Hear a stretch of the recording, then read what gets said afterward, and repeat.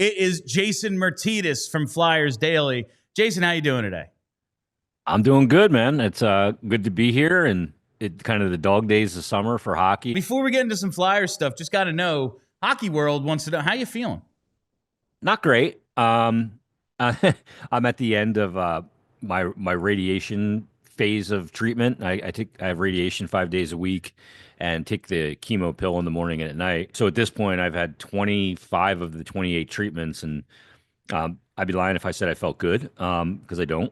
But only three left, and then I'll get on to recovering and see where I am after that, and I'll have some scans coming up in, I don't know, anytime from 6 weeks to 3 months after this, to see if I have to do anything further, what I have to do further, and where things kind of sit. But I'm limping to the finish line, no doubt.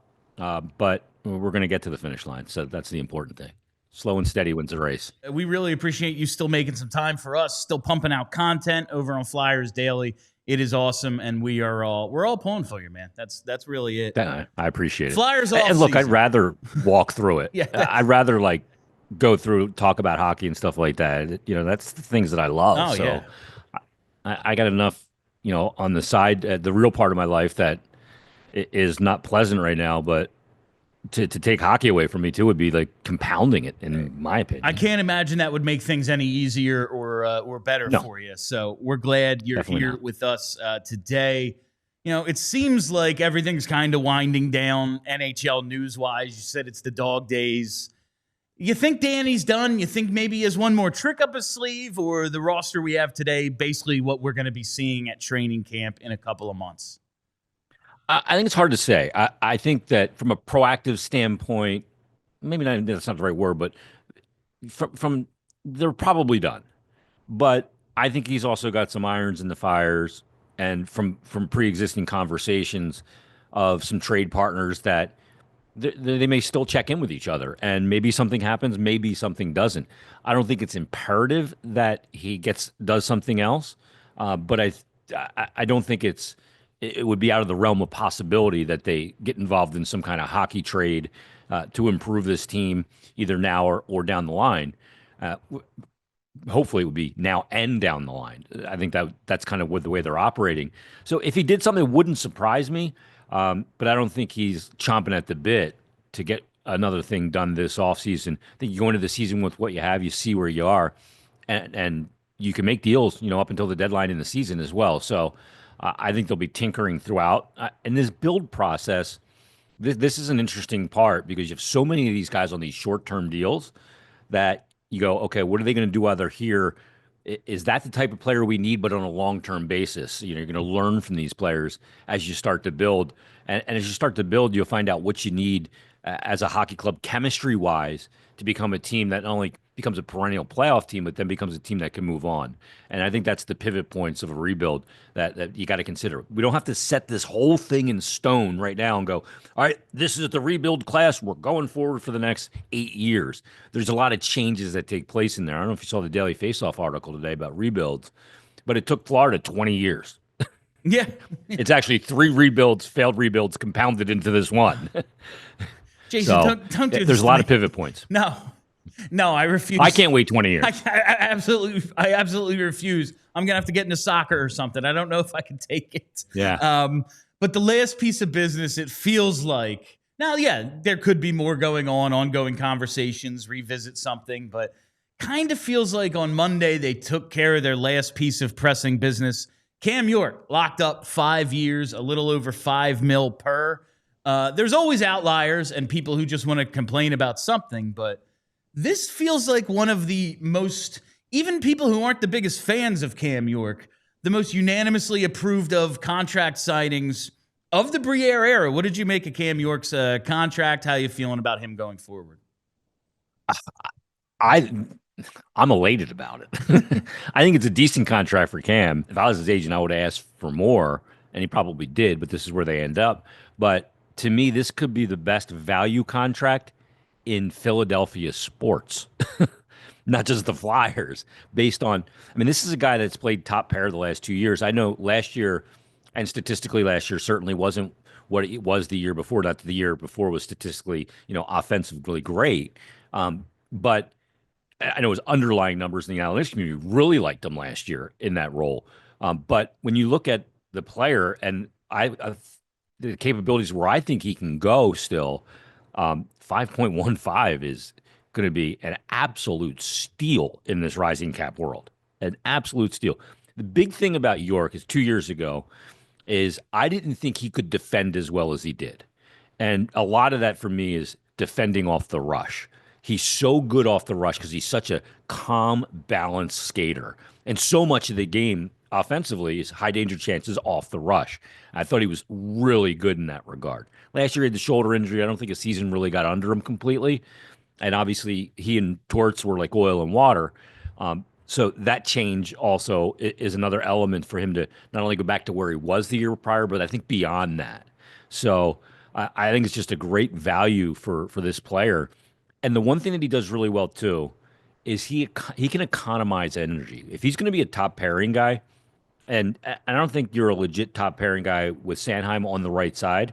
If you have a legit, top number one right-handed D there, he can be a top pairing guy and be that partner because he can economize his energy to play the amount of minutes necessary to do that, even in an 84 game season. And that's a big key factor. You look at all the great D, go back to Scott Niedermayer, to Drew Doughty. They knew how to economize their energy. No wasted movements. Cam knows how to do that. That is, I do think that's an underrated aspect. It's having the cardio, but also the intelligence to be able to play those minutes. And yeah, I expected that number to come in a lot higher. The 5.15. Yeah.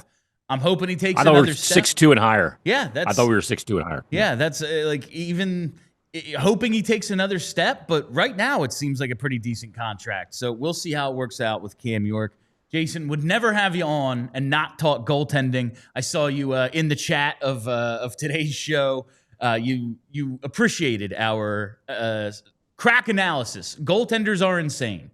That is about as far as we go when it comes to analyzing goalies. It looks like the Flyers are going to go into the season with the tandem, Sam Ersson and free agent signing Dan Vladar. Do you think that's good enough to stabilize the position after a year and a half of I'm going to take the cop-out answer. I don't know. Because it depends on a couple of different things, not just the goaltenders. Such a big part of goaltending is the environment for which the goaltender resides in. And the Flyers gave up way too many east-west plays off the rush, east-west plays in set offensive zone situations, and they gave up way too much net front screens. I didn't like the way they fronted screens under Torts, and you saw so many rebounded tip goals as a result of that. More tip goals against the Flyers last year. I think they led the league in giving up tip-in goals. Now, they gave up the most goals in the league, so that doesn't help. But so I think the transformation of the environment to where Tocchet, the way he runs his D-zone structure, is a box and one. So what essentially the box and one does is it clogs the middle of the ice with the 4 and the 5. The 1 is kind of the guy pressuring the puck, depending on where it is and who that player is. But the box and 1 really prevents east-west plays and has your D playing a little bit lower below the circles. So it really protects the house a little bit more. That's good for a goalie. That's a good environment for a goalie. And if you look back at Tocchet's head coaching stints and the goalies he's had, they've all had success. You look at, in Vancouver, obviously Demko did prior to his injury. Lankinen got the big contract as a result of it. Even going back to his Arizona and Phoenix days, his goaltenders perform well because of that box and one system. So that's number one. I think it's definitely an improvement on what they rolled out last year, the combination of Ersson, Fedotov, Kolosov, whatever that is, with Vladar. Vladar's got a lot to prove, but he's in the prime. He's got good technical, physical skills and a good technical foundation of a game. And obviously he's got size at 6'5".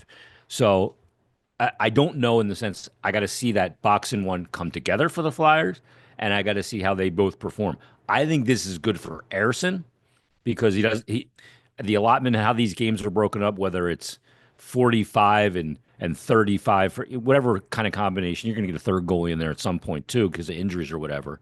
But I think the workload that'll be in front of Ersson will be very good for him. And the competitive aspect of having a guy that's 26, 27 in his prime is very good for Ersson too, and it's very good for Vladar. So I think it'll be improved. Am I thinking it's going to be the top third of the league goaltending? No.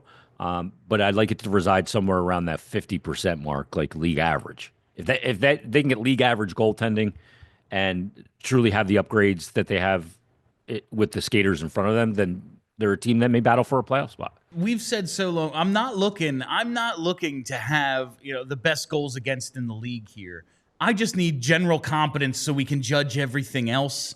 And I will give the goalies a break, because even though, like, under Tortorella, they blocked a ton of shots, the shot totals against weren't huge. It did feel like an inordinate number of those high danger chances and those east-west plays that get the goalie moving that are so hard to stop. So I am looking forward to seeing what Ersson looks like with a little bit different system in front of him, and what he looks like with a different workload, because I just don't know if he's the guy. When he was pushing for starts and battling with Carter Hart to get more time, he was excellent. And since he became the guy, it just hasn't gone as well.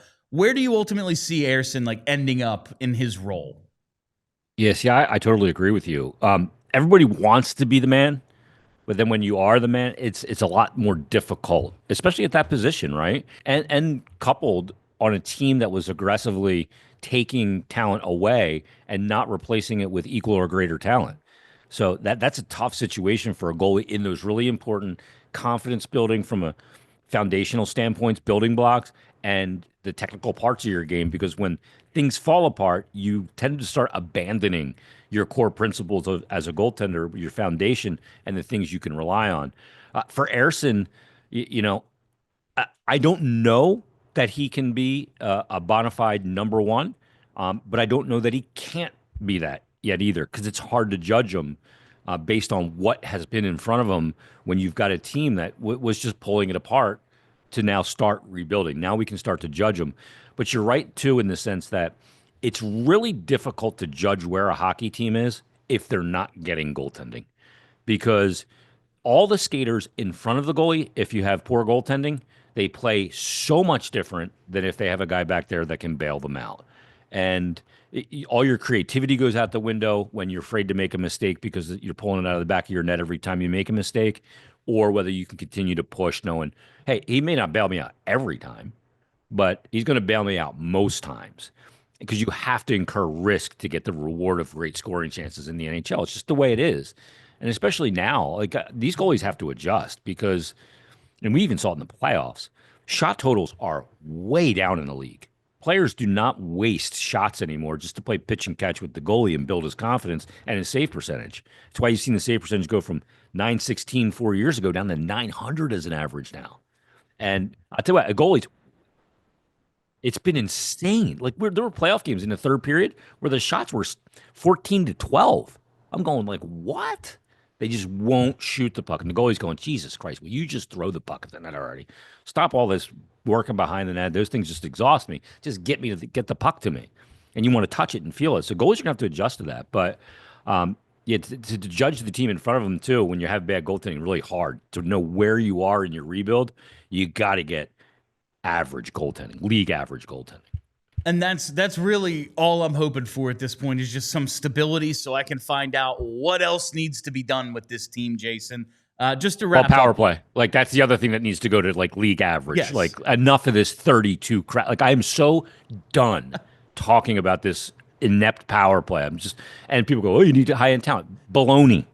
I see teams with middling talent that have 18th ranked power plays. And they have talent. So my favorite statistic maybe in the league, because Utah and Arizona, technically different franchises, over the last 3 years, Flyers have the 33 ranked power play. There's only 32 teams. In a 32 team There's league? only 32 teams. It's truly, truly hilarious to me. That's hard to do. It's impressive. Honestly, it might be more impressive than finishing 18th. Yeah. But Jason, just to wrap up, the offseason, if this is it for Danny, brings in Trevor Zegras, has the draft that pretty much everyone says, hey, well done. Free agency, fills some holes. How would you grade Danny's job in the 2025 offseason? I mean, ultimately, we'll grade it based on how the season goes, obviously, and in time with draft picks. Because you can't. I mean, but just from, and I have to judge it from my expectations, how I expected it to go. I didn't expect for them to go Godfather 2 and solve all the family business on the day of the christening. Like a lot of people did it. Okay, you're going to start to rebuild. You got to do everything this summer. That's just not possible. You weren't going to get your 1C and 1D franchise. All that was not going to happen this summer. So in the free agent area, they kind of did what I expected. Actually, they did a little more than I expected because I expected a little bit more term for some of these players. I didn't think they'd take 2-year deal for Vladar, a 1-year deal for Dvorak. So, but I think that's great that they did. And then I look at the draft. I think the draft went better than expected. You land Martone, who's I think really close, and we'll see if he decides to go to college or I don't think he should go back to the CHL. It's either college or he's going to play it for the Flyers for me. And then Nesbitt, they liked the player. They took a risk. You got to take risk once in a while. And then obviously the second round picks, there's some talent there as well and some value. So I think it was all good, kind of the way they did that. And I thought this was the next logical incremental step that they kind of laid out a couple years ago. They've kind of followed this plan that they laid out almost to a T. So I think it's a solid B+ offseason. Vladar still a question mark for me. Could they have done better? Maybe, but you have the cost per acquisition because you'd have had to go trade market. So do I want to go in and start giving up assets when I'm still in asset management stage of a rebuild? I don't know. I don't know that Kochetkov and giving up some assets would have been worth it for just the little level higher than you would get with Vladar with no cost per acquisition.